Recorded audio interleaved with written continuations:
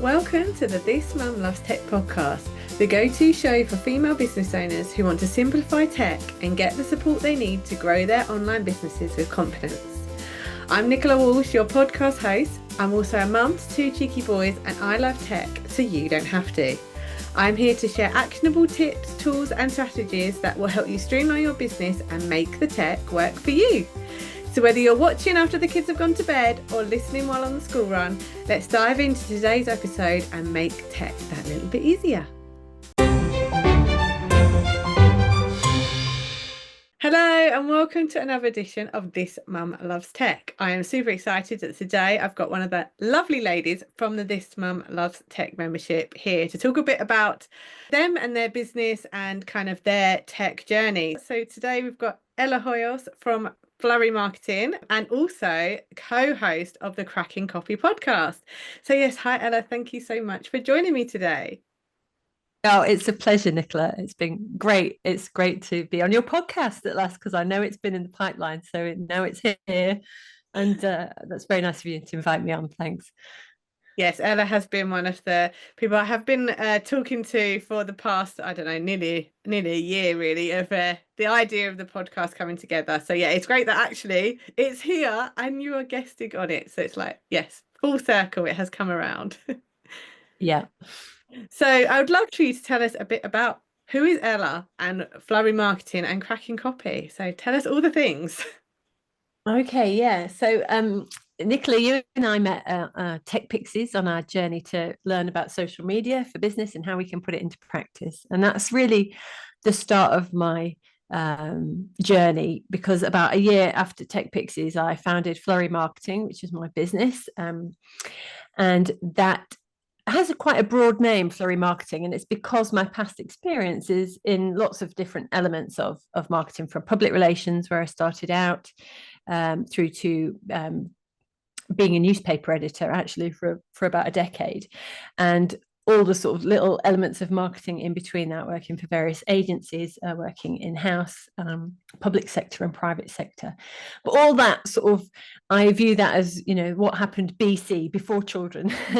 And then I stopped to raise a family, and then everything kind of shut down for a short time while I was a stay-at-home mum. And the whole starting to learn about social media and joining Tech Pixies back in 2020 was the start of my return to work journey and figuring out what this next tranche of my career would look like. And I always wanted, it was like a teenage dream to have my own business, but that dream, you know, gets quashed over time. And I went through the sausage factory of university and came out with a degree and worked in corporate life for a bit, and sort of forgot about that whole entrepreneurship thing until I had a decent break, you know, raising kids. And then it was like, well, what am I going to do with the rest of my career? Because this round peg doesn't fit into that square hole that was my old career, which involved lengthy commutes, and it involved 9 to 5s or even longer hours when it was like deadline for the newspaper or something. That wasn't going to work with my new family arrangement. So really starting on my own and giving this entrepreneur thing a try was the most logical step. And it just took quite a lot of confidence and courage to actually make that move. But having been at home with the kids for a while, it just did seem like a natural progression as well. So Flurry Marketing was what I called it. But actually over time, as I've bedded in my business, I've realized that my speciality is copywriting, and I've leaned into my past experience, because throughout my career, the golden thread that strung all the jobs together was writing. And there is still very much, or there was when I started my business, very much demand for writing. People know, especially online business owners, know how much content they've got to create. They know what a volume of writing, but not everybody is confident in that. And that was something that I felt confident in, and I really felt that I could help people with. Of course, things are shifting again because we've got the advent of AI and ChatGPT that can effectively write for you. But what I have done over the last 3 years is upskilled in conversion copywriting, which is a very specific type of copywriting, which is to get readers to take action on what they've read and to do something. It's to move them into a position. So really, I try and help my clients move from awareness of your brand and consideration that you might be able to help them solve a problem that they've got, through to making that purchase decision. So I'm taking customers on a journey and they need different messages at different times. So I realized when I started calling myself a copywriter and actually leaning into copywriting as my core service, that my old skills, which involved publishing newspaper articles and editing other people's work and stuff, that was all great. But writing a story or an article or a feature for a newspaper or magazine is very, very different to writing an email sequence or a sales page, where really all of that is driving people to make a decision, and primarily a buying decision.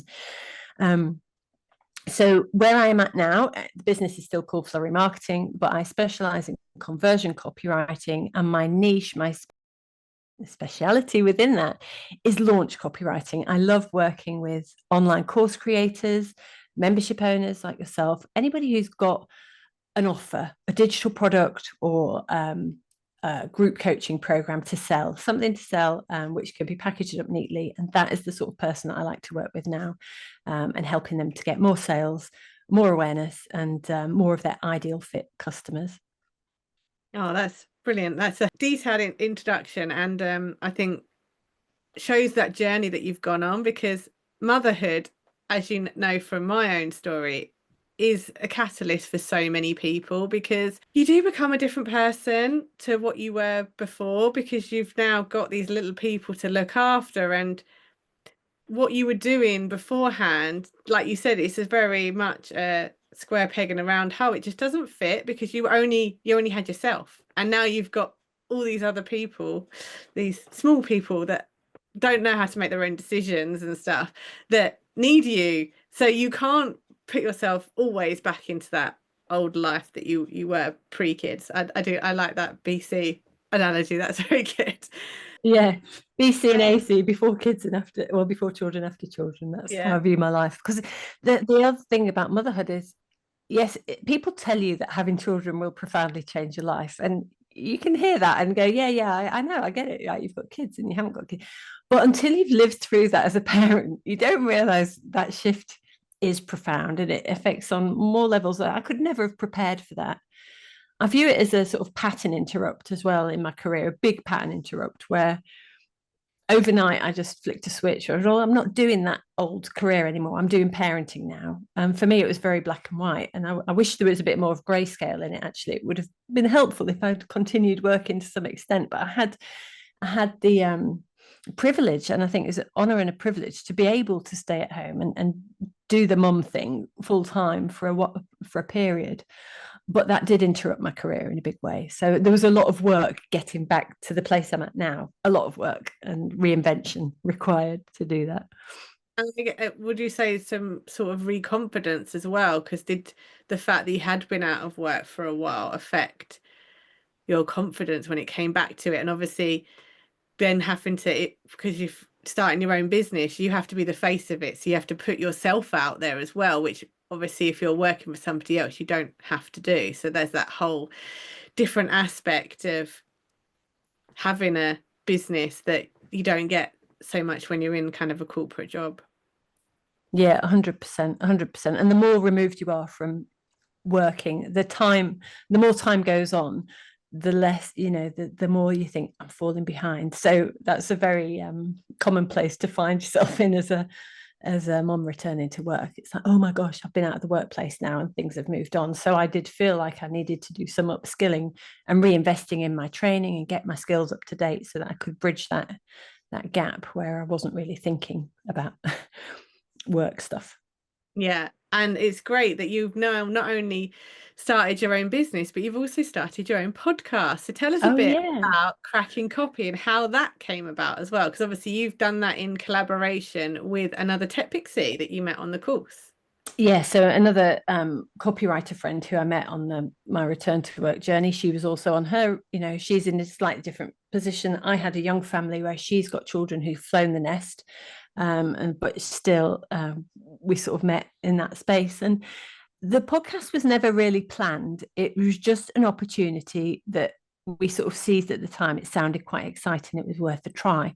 That was in 2022. We started the podcast, and it was a sort of it was an antidote to social media in a way. Where I tried a bit of social media and getting visible online, and I'll be honest, I don't love it. I don't love showing up and having my face on camera all the time. So the podcast seemed like, oh, this is another way to get visible and market ourselves and our services and get known for something, get known for copywriting, but in a way that feels a little bit more controllable, and we don't have to have our face on camera if we don't want. It could be an audio thing, and actually doing it with a friend, a business partner, is a nice soft way in as well, because obviously you're not alone anymore, and we could have a conversation on a work theme, on a copywriting theme, but that did feel like a friendly conversation, as opposed to work. So it's been a really nice journey. It's been a really nice thing to have, good to do. And we're now,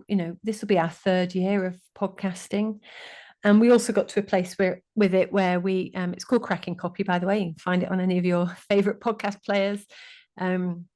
We don't publish weekly. We make it is sustainable for us within our own other, we've got other things going on. So it's probably every 2 to 3 weeks we'll put out an episode, but we go in with it.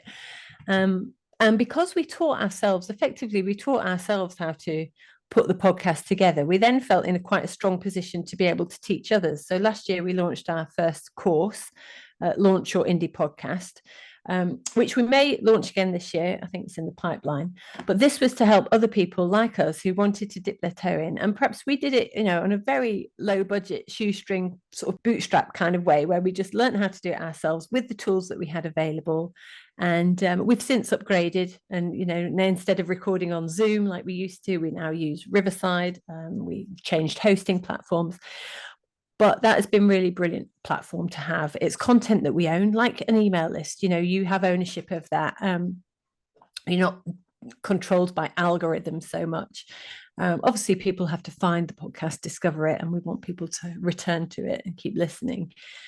So there is always work to do on the marketing side and on the back end to grow our listenership. But yes, it's very nice to have a media platform that you can have ownership. We can pick the topics. We're in control. We can choose the guests. It's great. Yeah, I highly encourage podcasting to anybody who needs to market their own business and get known for their niche, their speciality. And I think that's great that you did start it, like you said, on a very low budget. Like a lot of people think when it comes to things like techie, and I put a podcasting in that because there is obviously tech involved with it, that it's going to cost them a lot of money to get started with it, but it really doesn't. Like email marketing is the same thing. You can get started for free with that. Podcasting, you can get started for free with that. Like I am still I am recording this on Zoom, so I have got a Zoom subscription, but I use that for my client work anyway, so it's not an extra cost to do the podcast. And then I host through Spotify for podcasters, or I think it's called Spotify for creators actually now, and that's free as well. So that there are lots of ways of getting your voice out there, and like you said, building your audience without it having to cost you a lot of money. And I think that's great that you are helping other people to do that. Yeah, the barriers to entry are really low, and so anybody can start now. If you just need to have the idea, you can run with it and test it out.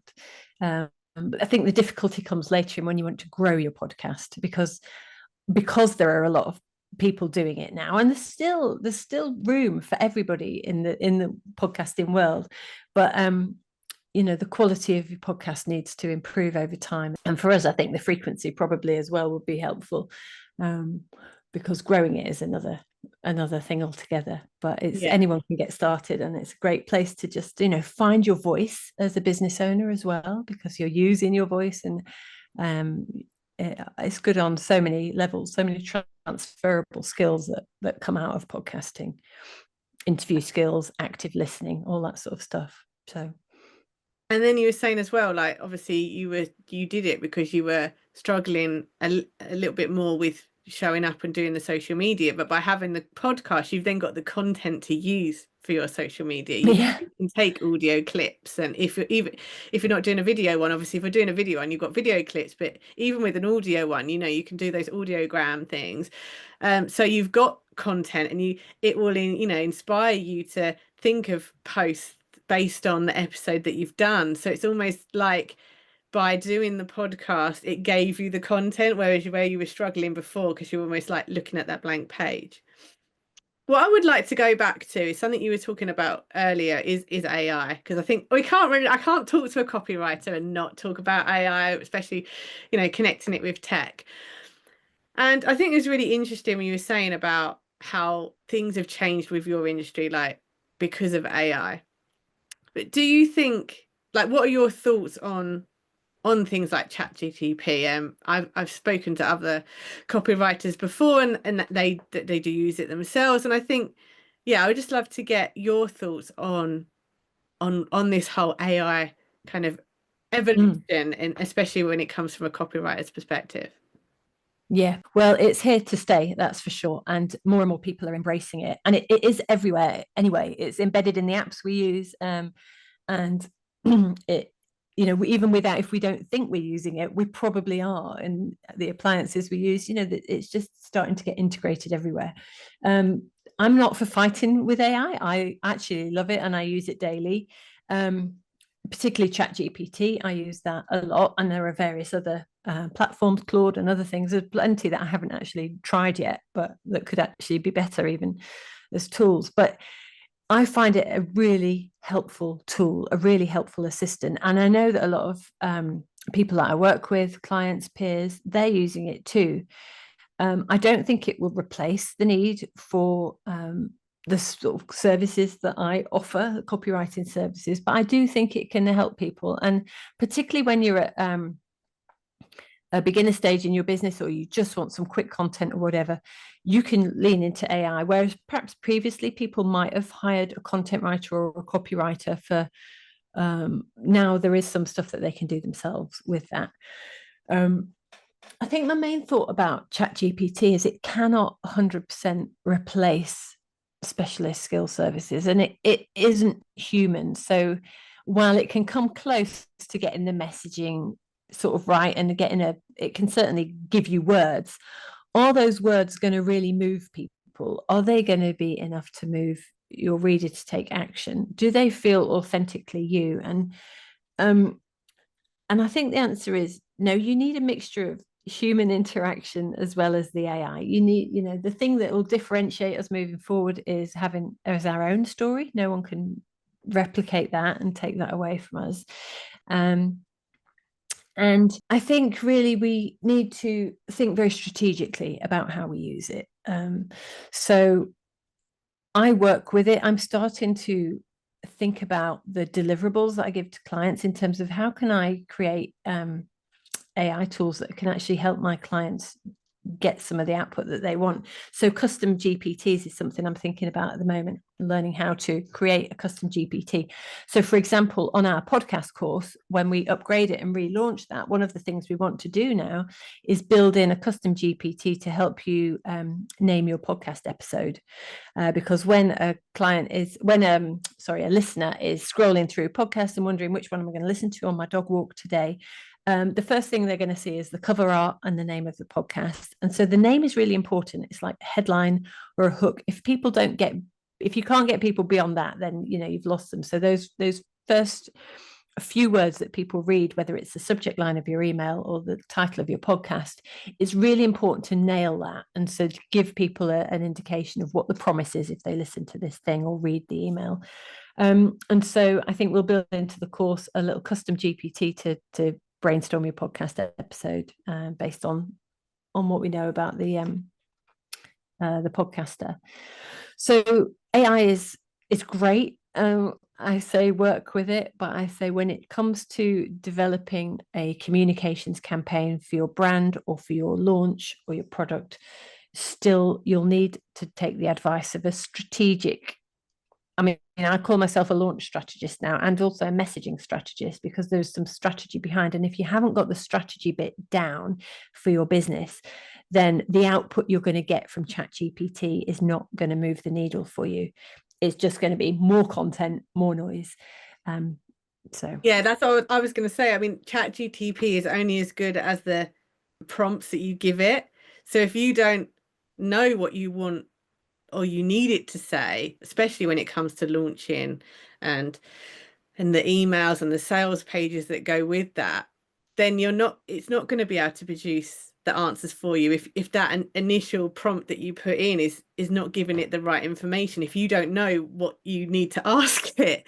So yeah, it's I do agree with you. I don't think there ever will be a point where we don't need the human side of it, because there's always going to be that like I said, there's only going to be as good as what we can give it. So if we don't know what we're putting in, we need that advice on that help and that support from someone who does know, like yourself, when it comes to copy, to get the most out of even the AI tools. But obviously then you can get someone else to do it for you. That's always a bonus. It was something that we were talking about in a previous episode, was you've got to really, when it comes to business, where is my time best spent? We all have a very limited time, especially when juggling family life and all that kind of stuff. And is our time best spent trying to get the AI tools to give us the answer we want, or are we better off giving that task to somebody else who is a specialist that can do it for us? And it's really the case of, do I want to learn this thing, or do I just need to get it done? And that's where the difference comes. There will always be people that don't want to learn how to write the sales emails and the sales pages. They just need someone to do it for them. So I think you're right. I don't think there will ever not be a need for copywriters and what it is that you do. I think another thing, just quickly on that, is that people don't always appreciate is a lot of a copywriter's job, particularly mine as a conversion copywriter, motivating people to take action. A lot of the stuff that underpins the writing bit is research, market research and customer research. So it's really about getting to understand your customer at a very deep level. What keeps them awake at night? What is the job that they really need to do when they buy that Chanel handbag? It's not necessarily because they want a bag to put it, it's the status that goes with it. So it's finding out what it is that really motivates your customer, and ChatGPT cannot do that research. That is specialist stuff that is very hands-on. So that is something else I would just mention there. No, that's a very good point. And just again highlights that I think these AI tools are a great assistant, but they're never going to be able, I think, to take it over completely, which we don't want computers running our lives. We just want to use them to help us make our lives a bit easier. And that's definitely the way that I feel about tech. There's things that we can set up in the background of our business to help us do kind of those everyday tasks, but the essential, like you can't get somebody else to work with a client. They're still going to always need that kind of human to human interaction. So it's been great finding out about conversion copywriting, about your podcast journey. What would you say is the kind of one piece of tech that you couldn't run your business without? Like, what's the piece of tech that you love? Okay. Oh gosh, how do I answer that with one piece of tech? That's hard because I use lots. The first bit of tech that I fell in love with was Canva. That was like, oh my gosh, there's actually a tool that can do these social media graphics and can format and make things pretty and make me flyers and things like that. So that was the first thing I fell in love with. Do I rely on that now? Yes, I do use that a lot. But as a copywriter, with my copywriting hat on, obviously email is like number one and having an email service provider is very helpful. But in terms of running my business, I've just listened to your podcast on Thrivecart because I invested in Thrivecart about a year ago. It was probably end of 2023 as I was launching my first digital product. And I want to do more of that. I want more of my business to run on autopilot in the background. And Thrivecart is a really useful way of getting that checkout page done. I don't use it massively for the invoicing side of things, which what you talked about on the show, but I should perhaps lean into that a little bit more. But I love the fact that you can create checkout pages on there. You can host your course on there. You can host your digital products and sell all in one place. And like you say, it's a lifetime fee you pay, and that's covers the lifetime of the product. So that's been really helpful, and I'd say that's a sort of essential tool in my arsenal. And then another tool that I I'm growing to love. This is one that I didn't love instantly. I loved it enough to want to invest in it, but it's been such a steep learning curve with it. And that is Dubsado. So Dubsado is a customer relationship management tool. And I started to feel more confident. Since I returned on my return to work journey, I've started to feel more and more confident each year with tech and, trying the podcast and things. So now I'm not afraid to embrace new technology. So I invested in Dubsado before I really knew how to use it. I just heard how it works and what the outcomes could be. So it manages all my invoicing. It automates, I can automate client projects and workflows. It can send out emails for me. So it's sort of like has an email service built into it. So when I take on a new client, I can really give them a high-end white glove, if you like, experience using automations in Dubsado. I don't have to be scheduling all the meetings. It's got a scheduler built in. It's got the calendar built in. I don't have to be sending every little email to onboard my client, because once I know what project they've signed up for, what package they've chosen, they sign they get a proposal from Dubsado, and in it is all the details of what they need to know. Then there's here's the different options you can choose from to work with me, and they select one. Automatically at that point, they'll get a contract sent to them, they'll get an invoice sent to them, they pay the invoice, and then we're in the onboarding part of the project. And I just get the email to say so and so has chosen this package, and it's like, great, okay, and they've signed the contract and the invoice is paid, and that's like amazing. But it's a job getting it all set up in the first place to run smoothly, and it can help me with sort of the deliverables of the project. It can help me send reminders. It can get my clients to fill out forms and questionnaires that I need ahead of meetings. So it's a really all-encompassing, it does everything. It's got all the bells and whistles. At the moment, it's got more functionality than I can cope with. But I've been using Dubsado now, I would say I think I'm into my third year of having this as a tool. At least I've had 2 good years, and I'm now starting to feel like I can use more of the functionality and really understand how it works, and how it integrates with all my other things like my website and stuff. So that is my big tool. It's a big investment. I think it's about, I'd say $400 a year. I feel like that's I think of these sorts of tools, it's one of the pricier ones, but that's because it has more of the functionality. But in terms of once it is set up, I think it's saving me time and mental capacity, because I don't need to think about all the little details. I can be confident that some of them are automated and working in the background. Yeah, you don't have to remember, have I sent that to somebody, because they've just gone naturally into that next stage of their journey. Yeah. No, that is great, and it sounds like a very useful tool to keep you organized, especially if you've got lots of different stages that clients need to go through to kind of get the end result that they're looking for with working with you. So yeah, that's great. So thank you so much for sharing that. What I'd just like to finish with is, obviously you're part of the This Mum Loves Tech membership. What does kind of getting support with the tech mean for you? Like, why did you kind of sought to get that support? Yeah.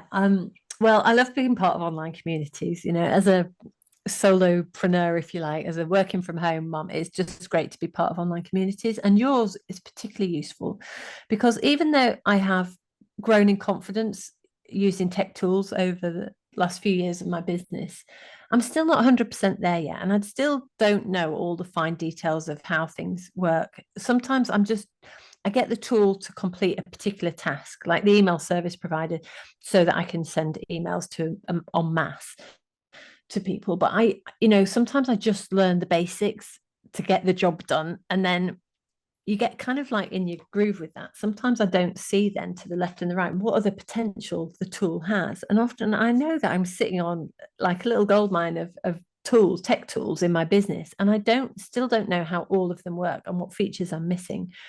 And also I'm very keen to know that I'm not paying twice for the same thing, because some tools do the same as others. So I think with your membership, you do this. The beauty of it is that these deep dive workshops that we do where we can really explore how MailerLite works, or you've got a Thrivecart workshop, then it will remind me that not only is there more to this tool than I am using at the moment, but the beauty of it is you're going to show me how how to embrace, how to use all that functionality.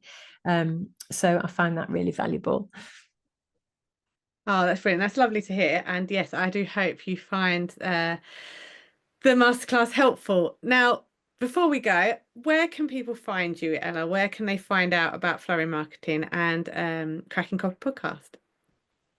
Yeah, well, Cracking Copy, just type it into your podcast player. You should be able to just find it by typing it online onto Google. And with Flurry Marketing, I'm on Instagram as Flurry Marketing, so instagram.com/Flurry Marketing.